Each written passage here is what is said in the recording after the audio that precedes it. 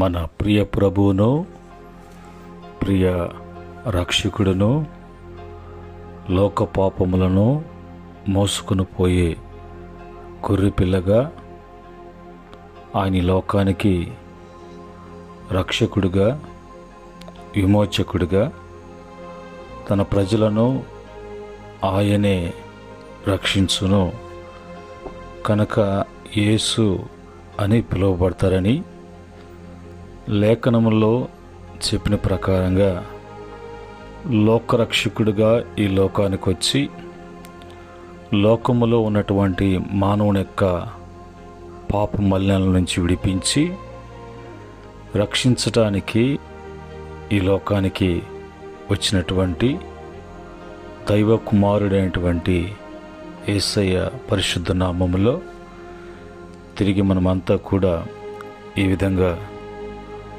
ఉదయకాలపు కృపావాక్య ధ్యానములలో పాలుపంపులు కలిగి ఉండటానికి ప్రభు మనల్ని జ్ఞాపకం చేసుకున్న దేవునికి స్తుతులు స్తోత్రములు చెల్లిస్తున్నాను. అలాగనే ప్రతిరోజు కూడా కృపావాక్యాన్ని వింటూ ధ్యానిస్తూ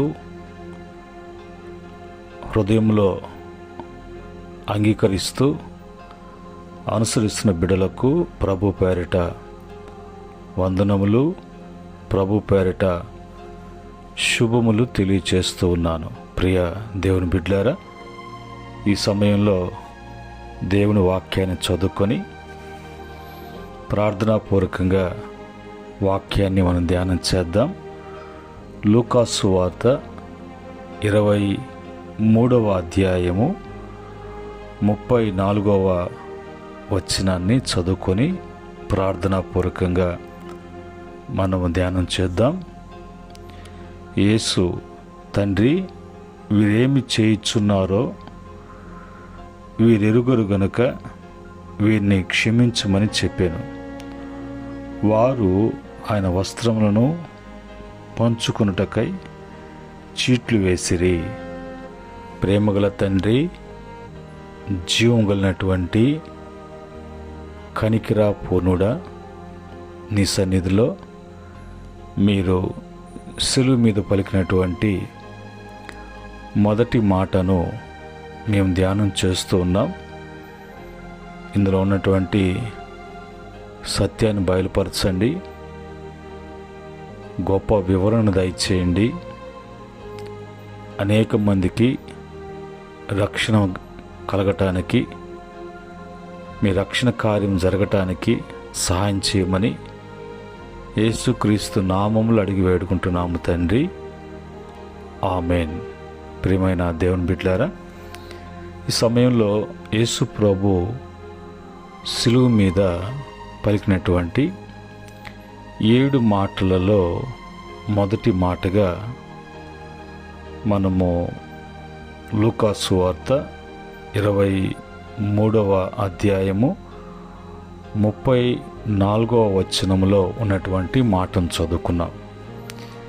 యేసు ప్రభువుని వారు గొల్గొతా కొండ మీదకి తీసుకువెళ్ళి ఆయనను బహిరంగంగా అందరూ చూస్తూ ఉండగా అందులో తన యొక్క తల్లి అయినటువంటి మరియా, తన శిష్యులు, తన యొక్క బంధువర్గం మధ్యలో, అలాగనే ఆయనకు వ్యతిరేకంగా సాక్ష్యం చెప్పి సిలువ వేయించినటువంటి వారు, అందులో రోమా సైనికులు, వీళ్ళందరి మధ్యలో యేసు ప్రభుని సిలువ వేయటం, ఆ సిలువ వేయటానికి ముందు ఎంతగా శ్రమ పెట్టబడ్డాడో, ఎంతగా హింసించబడ్డాడో, ఎంతగా వేదన పొందాడో, వాళ్ళంతా కూడా రక్తపు మడుగులలో, శరీరమంతా కూడా గాయాలతో నిండినటువంటి దేహముతో యేసు ప్రభు వారిని మరి ఆ గొల్గొతా కొండ వరకు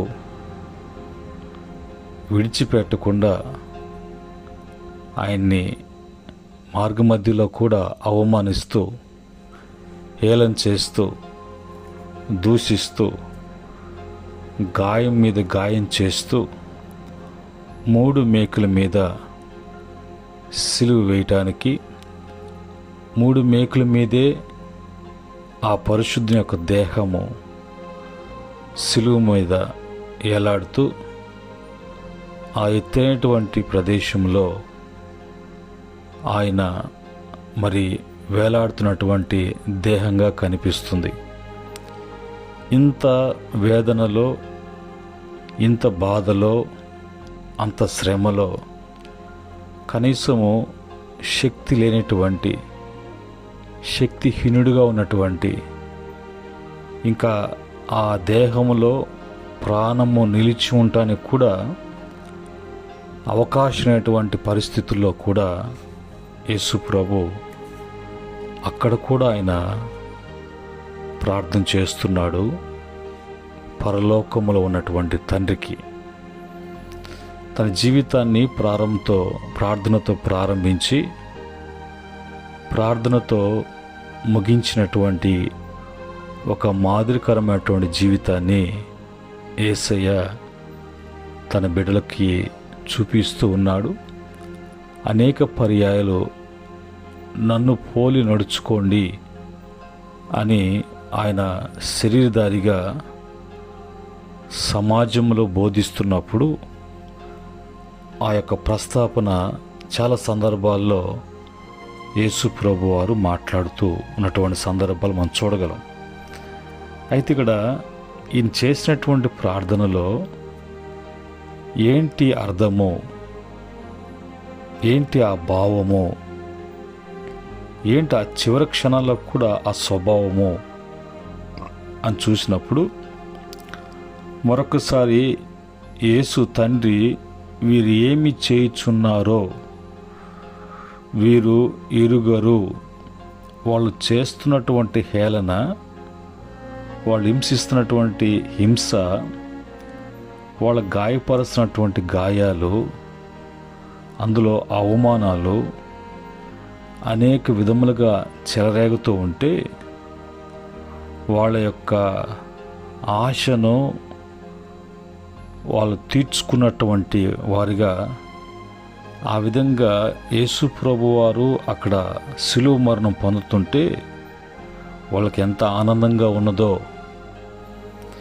ఎంత తృప్తిగా ఉన్నదో, ఎంతగా అనుకుంది సాధించామో, మనకు తిరుగులేదు అని వాళ్ళు ఉప్పొంగిపోతూ ఆనందిస్తూ హేళన చేస్తున్నటువంటి వారిని చూసి తండ్రి వీళ్ళు అజ్ఞాన స్థితిలో ఉన్నారు, వీళ్ళు ఏం చేస్తున్నారో అనేది ఎరగక వాళ్ళు చేస్తున్నారు, ఎరిగినటువంటి వారుగా చేయట్లేదు అని అక్కడ వాళ్ళ విషయంలో ఆ వేదన, బాధ, ఆయన పడుతున్నటువంటి ఆ యొక్క ఇబ్బందిని పక్కన పెట్టేసి అది ఆ ఎదురుగా ఉన్నటువంటి వారి యొక్క రక్షణ విషయంలో వాళ్ళ ఆత్మలు మరి రక్షించబడి ఏ ఉద్దేశంతో అయితే పరలోకపు తండ్రి భూలోకానికి తన కుమారుని పంపించాడు,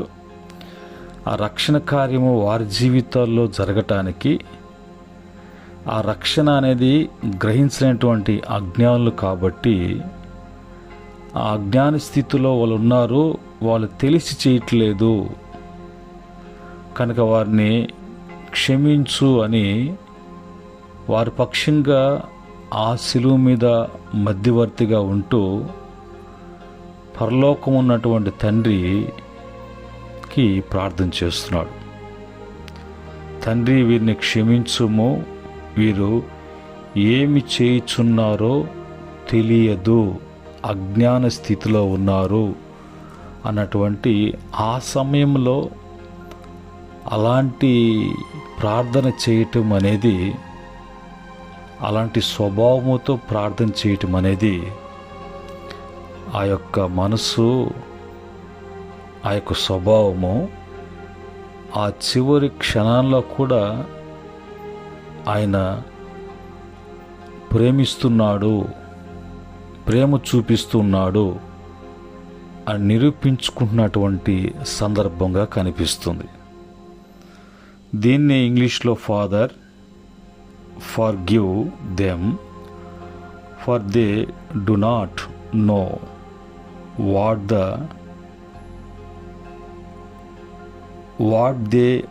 దేర్ ఆర్ డూయింగ్ అనే మాట ప్రభు పలికినటువంటి మాట. దీన్ని గ్రీకు పదానికి వచ్చినప్పుడు క్షమించుము అనే మాటని అఫేస్ అనేటువంటి పదాన్ని ఉపయోగించారు. అఫేస్ అనేటువంటి పదానికి క్షమించుము. వారు మరి ఉన్నటువంటి అజ్ఞాన స్థితి ఎరగక ఉన్నారు. ఇక్కడ యేసు ప్రభు యొక్క ప్రేమ ఎంత గొప్పగా కనిపిస్తుందో యోహాను సువార్త 3:16 ప్రకారంగా దేవుని యొక్క ప్రేమ మానవుని పట్ల ఎంత గొప్పగా ఉన్నదో, ఆయన ఎంతగా ప్రేమించకపోతే తన ప్రియకుమారుణ్ణి మానవుడు చేసిన పాపానికి అతని దేహాన్ని అప్పగిస్తూ మనకు ఆయన ద్వారా నిత్య జీవము కలగటానికి జరుగుతున్నటువంటి రక్షణ కార్య సంఘర్షణ ఆడ కనిపిస్తూ ఉన్నది.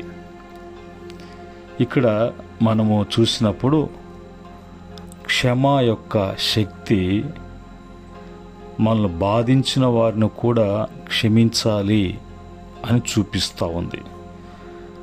ప్రేమ యొక్క పరాకాష్ట శత్రులకైనా ప్రేమ చూపించడం అనేది తెలియచేస్తూ ఉంది. మధ్యవర్తత్వ ప్రార్థన యేసు మన పాపాల కోసం ప్రార్థించాడు.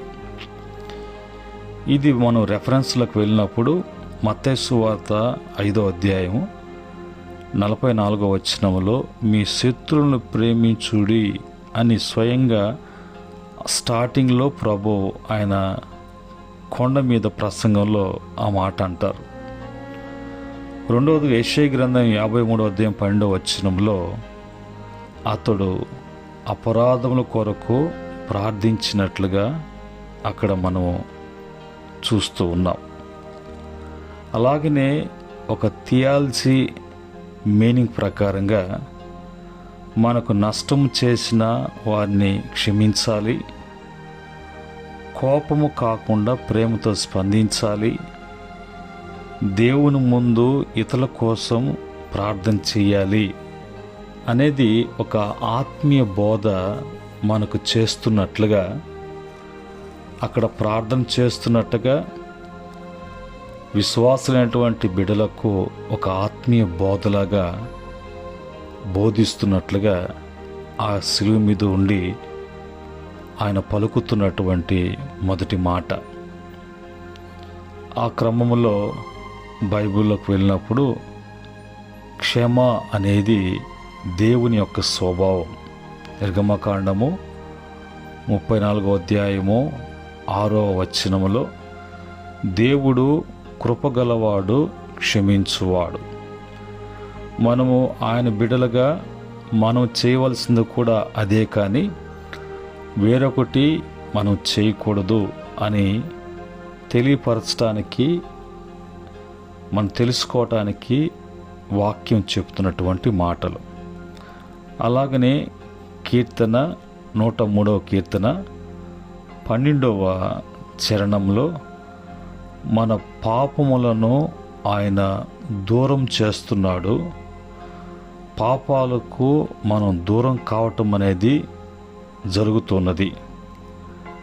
దీని యొక్క భావము దేవుని స్వభావమే క్షమ.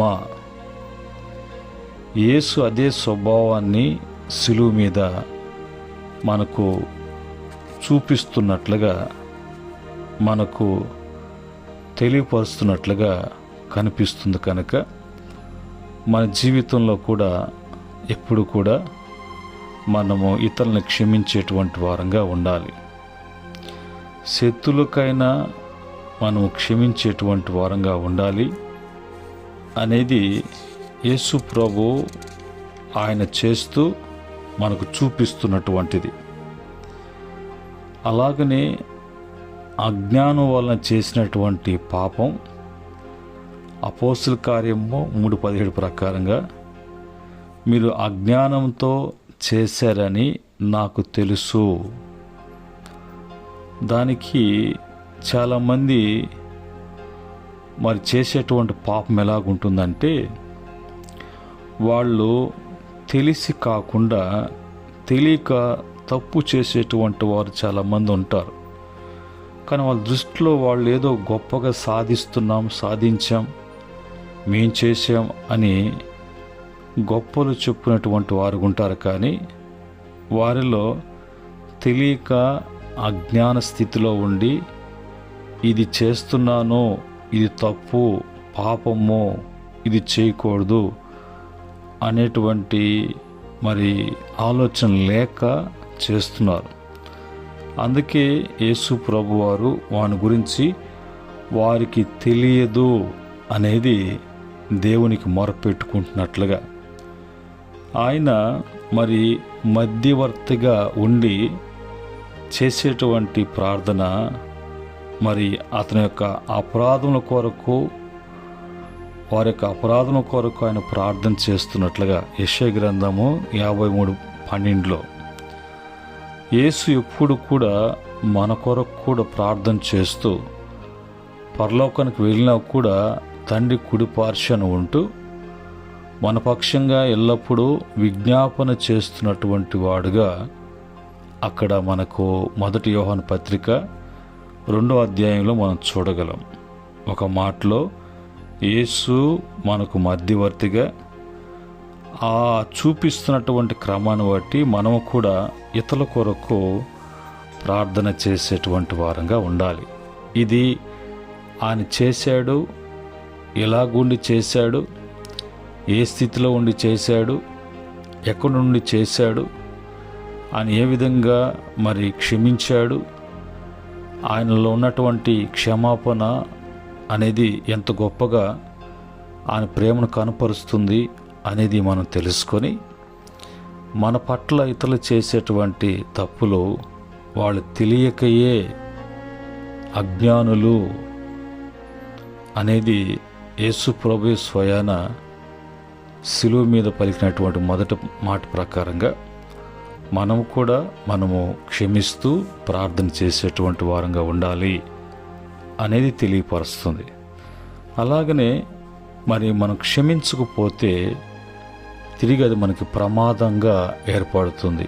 ఏ విధంగా అంటే మత్తయి సువార్త 6వ అధ్యాయం 14-15 వరకు మనము క్షమించకపోతే దేవుడు కూడా మన తప్పులు క్షమించుడు. మా రుణస్థులు మేము క్షమించున్న ప్రకారము మా రుణములు మీరు క్షమించండి. అక్కడ యేసు ప్రభు ప్రార్థన నేర్పిస్తున్నాడు. మత్తయి సువార్త 18వ అధ్యాయంలో మీరు ఇతరుల తప్పులు క్షమించకపోతే మీ తప్పులు క్షమించబడవు. మీ తప్పులు క్షమించబడిన తర్వాత క్షమించబడినటువంటి మీరు ఇతరులను క్షమించకపోతే మీ తప్పులు క్షమించకుండా పోవటమే కాకుండా ఏ తప్పులైతే క్షమించబడ్డాయో నీ తప్పులు అవి తిరిగి జ్ఞాపకములోకి లెక్కలోకి వస్తాయి, జాగ్రత్త అన్నట్టుగా యేసు ప్రభువారు తన బోధలో చెప్తున్నటువంటి మాటలు. మరి దీన్ని బట్టి క్షమ మన ఆత్మీయ జీవితానికి అవసరము.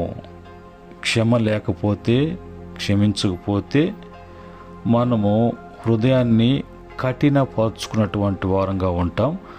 మనము కఠినపరచబడినటువంటి వారముగా కఠినము కాదు అనేది తెలుసుకుంటూ నిన్ను బాధించేటువంటి వారిని గురించి మరి వారిని క్షమించడానికి, వారి కొరకు ప్రార్థన చేయటానికి అలాగ ఉన్నప్పుడు మన జీవితాల్లో ఈ క్షమించడం వల్ల మనకు కలిగేటువంటి ప్రయోజనం ఎట్లా ఉంటాయంటే, మన మనసుకు శాంతిని ఇస్తుంది, సంబంధాలకు స్వస్థత అనేది, ఆరోగ్యం అనేది కలుగు చేస్తుంది. దేవుని కృప మనలో పనిచేస్తూ ఉంటుంది. ఎందుకంటే ఆయన చేసిన విధముగా, ఆయన చూపించిన క్రమంలో మనం వెళ్తున్నాం కాబట్టి మనకు ఆ మేలు జరగటము అనేది మరి మనకు ప్రభు వలన కలిగేటువంటి గొప్ప ప్రయోజనాలు. యేసుక్రీస్తు వారు సిలువపై చూపించినటువంటి ప్రేమ, క్షమ అనేది ఆయన మనకు ఒక మార్గంగా చూపించిన వాడుగా అక్కడ మనకు కనపరుస్తున్నారు. మనము కూడా ఆ మార్గంలోనే నడుచుకోవాలి. ఒక పాఠం మనకి తెలియచేయబడుతుంది ఆయన పలికినటువంటి మొదటి మాటలో. ఆ క్రమంలో మరి మనము చేయవలసినటువంటివి ఏ విధంగా చేయాలి అనేది యేసు ప్రభు చూపించినటువంటి మాదిరికరమైనటువంటి ఆ యొక్క జీవితాన్ని బట్టి మన జీవితంలో కూడా, తండ్రి వీరిని క్షమించుము, వీరు ఏం చేయుచున్నారో తెలియదు అనేటువంటి ఆ మాటకు, క్షమించుట అనేది బలహీనత కాదు, అది దైవత్వానికి గుర్తు అనేది మనకు తెలియాలి. నేను గాయపరిచిన వారిని క్షమించినప్పుడు నీవు క్రీస్తు స్వభావాన్ని ధరించుకుంటున్నావు అనేది తెలియాలి. అర్థం లేని తప్పులను క్షమించటం ప్రేమకున్నటువంటి అత్యున్నత రూపము అనేది తెలియాలి. క్షమించుట అంటే గతాన్ని విడిచి శాంతిని ఆలింగనం చేసుకునుట అనేది తెలియాలి. శత్రువులను క్షమించినప్పుడు మన హృదయము స్వర్గానికి దగ్గరవుతుంది అనే విషయము తెలియాలి. వేదనలో పలికినటువంటి క్షమాపణే నిజమైన ప్రేమకు సాక్ష్యము అనేది యేసు ప్రభు వారు మనకు రుజువు చేస్తున్నప్పుడు మన జీవితాలలో అలాగా క్షమించకుండా కఠినపరుచుకుంటూ, అది కుటుంబులైనా బయటైనా ఇరుగు పొరుగు వారి మధ్యలోనైనా అలాగనే మరి మనసులో ఆ కోపాన్ని, పగను ఉంచుకుంటూ నెలలు, దినాలు, సంవత్సరాలైనా కూడా సంబంధాలు, బాంధవ్యాలు మరి కట్ అయిపోతూ, విడిపోతూ, అలాగనే దేవుని యొక్క కృపకును, ప్రేమకును, ఆయన యొక్క శాంతికిని ఆయన చూపిస్తున్నటువంటి సమాధానమునకును, ఆయన మన జీవితంలో జరిగిస్తున్నటువంటి కార్యాలన్నిటికి కూడా దూరం చేయబడినటువంటి వారంగా, దూరం కాబడినటువంటి వారంగా నష్టపోకుండా, తిరిగి ఆయన్ని మళ్ళీ సిలువేసేటువంటి స్వభావంతో ప్రేమ లేనటువంటి వారం కాకుండా, అజ్ఞానుల విషయంలో యేసు ప్రభు చేసిన ప్రార్థనని ఒక మాదిరికరమైనటువంటిదిగా తీసుకొని అనుసరించిన వారి జీవితాల్లో, అలాంటి అనుసరణలో ఉన్నటువంటి బిడ్డలకు దేవుని కృప ఎల్లవేళలా విడివక కాపాడి వారికి నిత్య జీవ ప్రాప్తము యేసుక్రీస్తు ద్వారా అనుగ్రహించబడునుగాక. ఆమెన్. సర్వ కృపానిదేవు ప్రభు, సకల సాధ్యము అని చెప్పినటువంటి దేవ, శిలువ మీద మీరు పలికినటువంటి మొదటి మాటలో ఒక క్షమించుట అనే మాట మీద అనేక విషయాలు మీరు బయలుపరిచారు. ఈ మాటలు బిడ్డలు వింటున్నారు. వారిలో క్షమించినటువంటి, కఠినపరుచుకున్నటువంటి, స్పందించినటువంటి వారికి ఆ మొదటి మాట ఒక పాఠము, ఒక మాదిరికరమైనటువంటి జీవితము, ఒక ఆత్మీయ స్థితిలో ఎదిగేటువంటి అనుభవం, వీటన్నిటికి మూలంగా నిత్యజీవ ప్రాప్తము అనేది తెలుసుకోవటానికి మీరు మాట్లాడిన మాటని ధ్యానం చేస్తున్నప్పుడు అనేక విషయాలు బయలుపరిచారు. ఈ మాటలు బిడ్డలు తెలుసుకొని ఆ మాటలో ఉన్నటువంటి పాఠాన్ని నేర్చుకొని వారి జీవితం సరిచేసుకొని నీకు ప్రియమైనటువంటి బిడ్డలుగా నిన్ను పోలి మీరు చూపించిన, మీరు నడిపిస్తున్న మార్గంలోనే జీవిస్తూ బిడ్డలు అన్ని విషయాల్లో మేలు పొందుటకు ఆస్వాదించబట్టను కృప దయచేయమని యేసుక్రీస్తు నామములో అడిగి వేడుకుంటున్నాము తండ్రి, ఆమెన్. పరమందు తండ్రి ప్రేమ, కుమారుని కృప, పరిశుద్ధ ఆత్మ యొక్క సహవాసం మాటలు వింటూ సత్యాన్ని తెలుసుకుంటూ అనుసరిస్తున్న బిడ్డలకును సకల పరిశుద్ధులకును ఆయన దాసులకును సదా తోడై ఉండి నడిపించునుగాక. ఆమెన్. దేవుడు మిమ్మల్ని, మీ కుటుంబాలను అన్ని విషయాల్లో వృద్ధిపరిచి స్థిరపరచునుగాక. దైవాశీస్సులు మీకు కలుగునుగాక. ఆమెన్.